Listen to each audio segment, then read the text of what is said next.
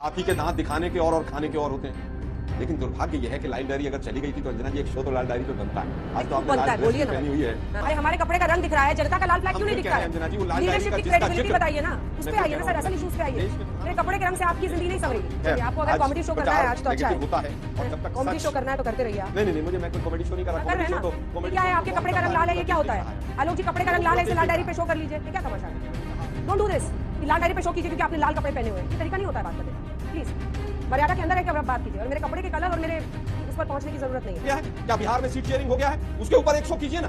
आपको वाहवाही भी हजम नहीं होती तो हम लोग क्या करें? आप बताइए ना। आपका कोई इलाज नहीं है, आप लोगों का कोई इलाज नहीं है आलोक जी। मुझे बहुत दुख के साथ कहना पड़ रहा है कि आप लोगों का वाहवाही भी नहीं है। आलोक जी अब आपको सुनना होगा, आपने बहुत बोलिया, मेरे के कपड़े के रंग तक आप उतर गए। नामा पढ़ने वाले देश में बहुत सारे लोग हैं, आपके लिए चैलेंज है उनको अपनी तरफ करना। अब असल सवाल पर आते हैं। बात जो उन्होंने उठाई है वो इशू रियल है, वो लीडरशिप की क्रेडिबिलिटी पर है। आज मोदी सेंट्रिक पॉलिटिक्स क्या देश में नहीं हो गई है? क्या ये विपक्षी गठबंधन जो अरविंद केजरीवाल जी की टैगलाइन थी एक वक्त पर कि सब मिले हुए हैं जी, वो आज सबको मिलना पड़ रहा है ताकि मोदी को रोक सके? देखिए मोदी जी को रोकने की कोई बात नहीं है। हम तो मोदी जी की पॉलिसीज से पहले भी नाराज थे, आज भी नाराज हैं और आगे भी नाराज रहेंगे। अगर उनकी कोई पॉलिसी गलत होगी तो सबको मिलने के लिए आज देश को अगर बचाना पड़ रहा है तो बहुत अच्छी बात है। और जो आप कह रहे हैं कि भाई मोदी नामा पढ़ने वाले बहुत लोग हैं, इसमें कहीं कोई दो राय नहीं है। राजस्थान के चुनाव में बहुत लोगों ने मोदी नामा पढ़ा और लाल डायरी ढूंढते रह गए।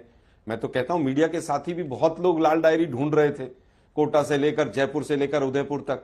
एक शो और लाल डायरी पे भी होना चाहिए, और लाल डायरी मिली कि नहीं मिली। तो मोदी नामा पढ़ने वाले बहुत लोग हैं, इसमें कोई दो राय नहीं। के लोग छीन के ले गए थे विधानसभा से। बात है मुझे शर्मा जी लाल डायरी आप ही के लोग विधानसभा से छीन के ले गए थे।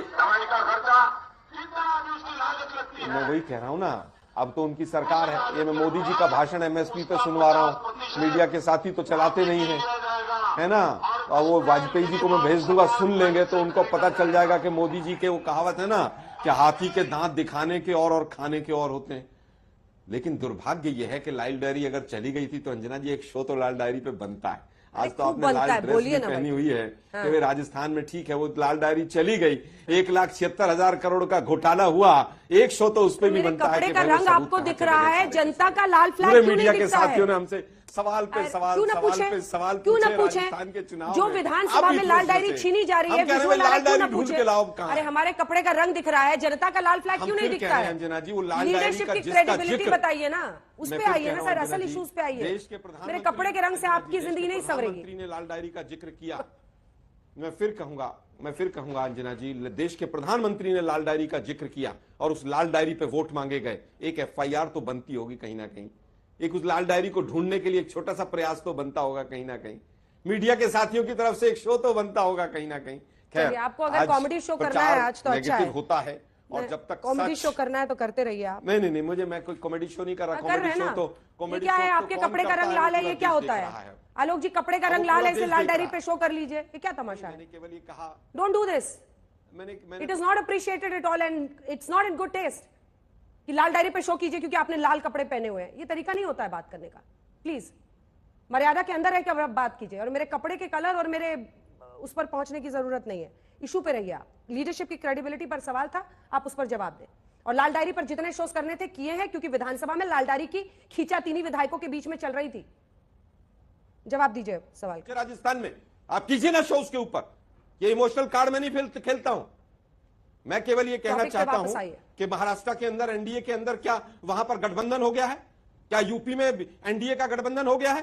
क्या बिहार में सीट शेयरिंग हो गया है? उसके ऊपर एक शो कीजिए ना। केवल और केवल आम आदमी पार्टी में एक साथ कांग्रेस का गठबंधन हो गया, इंडिया गठबंधन हो गया तो तमाम सवाल उठेंगे। आपको वाहवाही भी हजम नहीं होती तो हम लोग क्या करें? आप बताइए ना। आपका कोई इलाज नहीं है, आप लोगों का कोई इलाज नहीं है आलोक जी। मुझे बहुत दुख के साथ कहना पड़ रहा है कि आप लोगों का वाहवाही भी नहीं है। अनेकता में एकता दिखी, हम लोग लिख रहे हैं ऊपर में, ये भी आपको हजम नहीं हो रहा है। आप लोगों के साथ दिक्कत यही है, दिक्कत है कि न्यूज पर अगर कुछ भी उस दिन की घटनाओं पर चर्चा की जाए तो आपको अनपच हो जाता है। अरे क्यों नहीं करेंगे? हम लोगों ने दिखाई रिपोर्ट में कि शिंदे गुट के सांसद कह रहे नहीं, आवाज नीचे कीजिए। आलोक जी अब आपको सुनना होगा, आपने बहुत बोलिया, मेरे के कपड़े के रंग तक आप उतर गए। अब आप सुनेंगे, अब मैं बोलूंगी। अनेकता में दिखने लगी एकता, ये टॉप बैंड है। जब आपके एकजुटता हुई है, सीट शेयरिंग हुई है तो उस पर आज चर्चा हो रही है 1 घंटे की, और हमने रिपोर्ट में दिखाया आपकी आवाज जा नहीं रही है, इसलिए चिल्लाने से कुछ नहीं होगा। हम जरा आलोक जी को तथ्यों के आलोक में बता देना चाहते हैं। जो आपने कहने का प्रयास किया, हमारे किसी चीफ मिनिस्टर ने आपके राजस्थान के सीएम तरह ये नहीं कहा मैं जादूगर हूं। मैं तो पेपर लीक के ऊपर किसी ने जादूगर शब्द नहीं बोला। और आपको बता दूं, वो लाल diary floor of the house पे राजेंद्र गुडा उस समय मंत्री थे, कैबिनेट मिनिस्टर का बयान फ्लोर ऑफ द हाउस पे है सरकार के भ्रष्टाचार को लेकर। और जैसी छींचातानी हुई उसके बाद धक्का मुक्की। और मान्यवर आप वरिष्ठ व्यक्ति है, क्या बचकाना बयान दे रहे हैं? सदन के पटल पर दिए गए बयान पे एफआईआर हो सकती है क्या? यह संविधान के द्वारा संभव है क्या? एकदम आके कुछ भी बोलने लगना, एफआईआर करवा, चुरा के घसीट के वो लोग ले गए सदन के पटल पर सरकार के मंत्री ने, क्योंकि वो बर्खास्त बाद में हुए शाम को, जिस समय बोला उस समय कैबिनेट मंत्री थे। और मैं कहना चाहता हूं अंजना जी, फूहड़ता की आज पराकाष्ठा इन लोगों में आ गई है। बताइए, राहुल गांधी जी बोलते हैं अमिताभ बच्चन जी के लिए। अमिताभ बच्चन कौन है? राजीव गांधी के क्लासमेट है, आपके स्वर्गीय पिता के सहपाठी रहे हैं, उनके बारे में बोलते हैं नाचने और वो गाने वाली बात। और ये बैठे हैं सपा के, जया बच्चन जी की बहू के लिए बोलते हैं। अभी तक और कहीं बोला होता तो महिला एक्टिविस्ट पता नहीं कितनी हो जाती है। ऐश्वर्या राय बच्चन के लिए अब एक कौन से 10-15 साल में तो कभी किसी ने कोई डांस टीवी के ऊपर नहीं देखा होगा ऐश्वर्या राय जी का। सोचिए, इतनी जिसके अंदर मर्यादा ना हो कि अपने पिता के मित्र के बारे में इस ढंग के अभद्र शब्द न बोले। और मैं काम पे बता देना चाहता हूं, ए भदौरिया जी आप भी सुन लीजिए, आलोक जी हम भी सुन लीजिए। काम वो हुआ है कि पिछले 10 सालों में 4 करोड़ गरीबों को आवास मिला है, 11 करोड़ लोगों को शौचालय मिला है, 14 करोड़ घरों में नल मिला है, हर गांव में बिजली, हर गांव में पानी पहुंचा है। हम 5वीं बड़ी अर्थव्यवस्था बने, चौथे बड़े स्टॉक एक्सचेंज बने, तीसरे बड़े ऑटोमोबाइल मैन्युफैक्चर बने, दूसरे बड़े मोबाइल हैंडसेट के मैन्युफैक्चर बने।